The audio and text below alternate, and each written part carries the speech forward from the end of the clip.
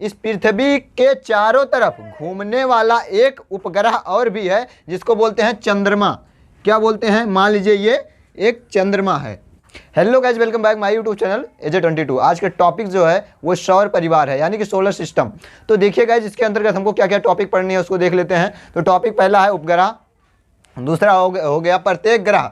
ग्रह जानते हैं, ग्रह हमने इसके फर्स्ट वाले वीडियो में मैंने ये बताया था, जो है पृथ्वी हो गया, मंगल हो गया और शुक्र हो गया, शनि हो गया, बृहस्पति हो गया, ये ग्रह थी। और ग्रह के चारों तरफ चक्कर लगाने वाले पिंड को उपग्रह बोला जाता है। तो प्रत्येक ग्रह के कितने उपग्रह होते हैं इसके बारे में पढ़ना है, और सौर परिवार किसे कहते हैं इसके बारे में पढ़ना है। तो बने रहिए हमारे इस वीडियो में लास्ट तक। चलिए स्टार्ट करते हैं ये वीडियो।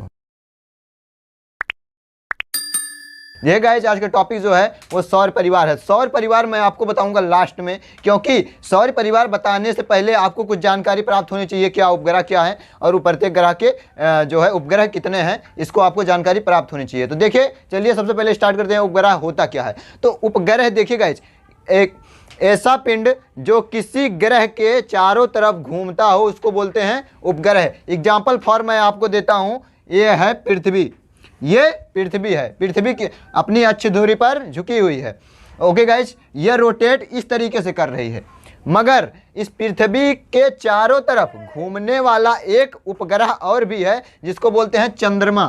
क्या बोलते हैं? मान लीजिए ये एक चंद्रमा है, चंद्रमा।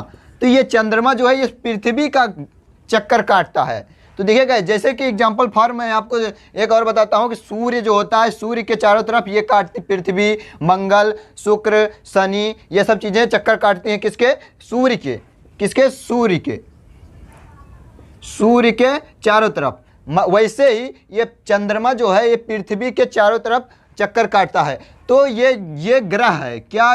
पृथ्वी क्या है? ग्रह है। और ये चंद्रमा क्या हो गया? उपग्रह हो गया। तो आप समझ में आया ना, किसी ऐसे ग्रह के चारों तरफ घूमने वाले पिंड को उपग्रह बोलते हैं। तो ये उपग्रह आप जान गए। अब बात करते हैं कि आप प्रत्येक ग्रह के कितने ग्रह होते हैं। जैसे कि एग्जांपल, जैसे कि मैंने आपको बताया था, जो है सूर्य के चारों तरफ सबसे नज़दीक कौन सा ग्रह है? बुध है। उसके बाद में फिर आएगा शनि हो गया, बृहस्पति हो गया, मंगल हो गया, ये सब है। यहाँ देखिए ग्रह पूरे लिखे हैं, पृथ्वी हो गया, मंगल, बृहस्पति, शनि और प्लूटो हो गया, बुध, शुक्र हो गया, ये सब ग्रह हैं। तो इन ग्रह के कितने कितने उपग्रह होते हैं इसके बारे में देख लेते हैं। तो देखिए,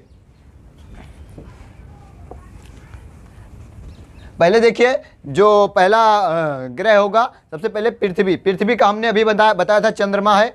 उसके बाद में मंगल के 2 ग्रह होते हैं। अगर मैं जितने भी ग्रह हैं, मतलब कि मंगल के ये ग्रह हो गया और ये उपग्रह हो गया, तो मंगल के कितने? 2 उपग्रह होते हैं। अगर मैं हर एक ग्रह का उपग्रह गिनाने लगूंगा ना, तो आपको याद नहीं होगा, आपके दिमाग में फीड नहीं होगा। और ये जल्दी से पूछा भी नहीं जाता है क्वेश्चन में कि किसी भी ग्रह के उपग्रह का नाम बताइए। जिसके उपग्रह छोटे होते हैं, 1-2 होते हैं, उसका नाम पूछा जाता है, ना कि देखिए अभी बृहस्पति में 63 उपग्रह हैं। तो बृहस्पति में 63 उपग्रह को कहाँ तक आप याद करोगे? तो वैसे आपको ये नॉलेज में रखना है कि किसके कितने उपग्रह हैं, बस यही पूछा जाता है। बाकी जो है छोटे उपग्रह, जैसे पृथ्वी का पूछ लेता है और जो है प्लूटो को पूछ लेता है, ये सब पूछ लेता है। बाकी जो है सबके नहीं पूछता है इसके कितने ग्रह हैं। ये जल्दी से क्वेश्चन जल्दी से नहीं उठता है, रेयर 2-4 साल 5 सालों के बीच के अंतर में ही आ जाता है, नहीं तो नहीं आता है। तो हाँ, पृथ्वी के कितने? 1, जिसको बोलते हैं चंद्रमा। उसके बाद मंगल के 2 हो गए।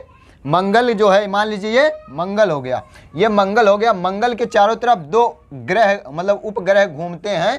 ये इसका मंगल का घूर्णन, मंगल का चक्कर लगाते हैं। तो इसके 2 उपग्रह हो गए। वैसे बृहस्पति के 63 हैं, यानी कि बृहस्पति के 63 उपग्रह चक्कर लगाते हैं। ऐसा उपग्रह है, मतलब ऐसे पिंड हैं जो बृहस्पति के 63 हैं। 63 लोग इसके चक्कर लगाते हैं बृहस्पति का। तो इसका 63 हो गए। शनि का कितना हो गया? 31 हो गया। उसके बाद में ये यूरेनस के कितने हो गए? 27 हो गए। इसके बाद में नेपट्यून के 13 हो गए। उसके बाद में प्लूटो के 1 हो गए। हाँ गाइज, अब ये तो समझ गए ना किसके कितने उपग्रह होते हैं। पहले पृथ्वी के 1, मंगल के 2, बृहस्पति के 63, शनि के 31 और ये मतलब यूरेनस के 27 और नेपट्यून के 13 और प्लूटो को 1। हाँ, लेकिन अभी आप ये सोच रहे होंगे कि इसमें तो 2 ग्रह दिख ही नहीं रहे हैं, कौन? बुध और शुक्र। तो बुध और शुक्र के उपग्रह होते ही नहीं हैं, ये सिंगल है। ये अपवाह, ये इसको आप याद रखे रहना, क्वेश्चन में ये जरूर पूछता है कि ऐसा कौन सा ग्रह है जिसके उपग्रह नहीं होते हैं, तो वो है बुध और शुक्र। ये अपवाद में होता है, यानी कि इसके उपग्रह नहीं होते हैं। तो इसको आप याद कर लेना, इसको नोट में लिख लेना। इसमें नोट में जो नोट होता है वो इम्पोर्टेंट होता है, तो ये नोट में इसको लिख लेना, शुक्र और बुध के कोई उपग्रह नहीं होते हैं। हाँ, अब बात करते हैं, ये भी हो गया। अब बात करते हैं सौर परिवार के बारे में। तो इन्हीं सबको मिला के बनता है हमारा सोलर सिस्टम या सौर परिवार, यानी कि इतने ग्रह प्लस उपग्रह को मिला करके हमारा सोलर सिस्टम बनता है, सौर परिवार कहलाता है। जैसे कि इसका डिफिनेशन क्या होगा कि ग्रह और उपग्रह को मिलाकर जो परिवार तैयार होता है, सिस्टम तैयार होता है, उसको सौर सिस्टम बोलते हैं या सौर परिवार बोलते हैं। ओके गाइज, तो ये होगी शॉर्ट में आप डिफिनेशन। अगर आपको लॉन्ग बनानी है तो आप बना भी सकते हो, क्योंकि आपको सिर्फ समझ में आना चाहिए, बाकी डिफिनेशन तो आप खुद ही लिख सकते हो। ओके गाइज, तो ये होगी छोटे से टॉपिक इसके बारे में, सौर परिवार के बारे में। तो मैं आशा करता हूँ आपको ये वीडियो अच्छा लगे। वीडियो को लाइक कर दिए, चैनल सब्सक्राइब, दोस्तों में शेयर। मिलते हैं नेक्स्ट वीडियो नेक्स्ट टॉपिक के साथ। जय हिंद।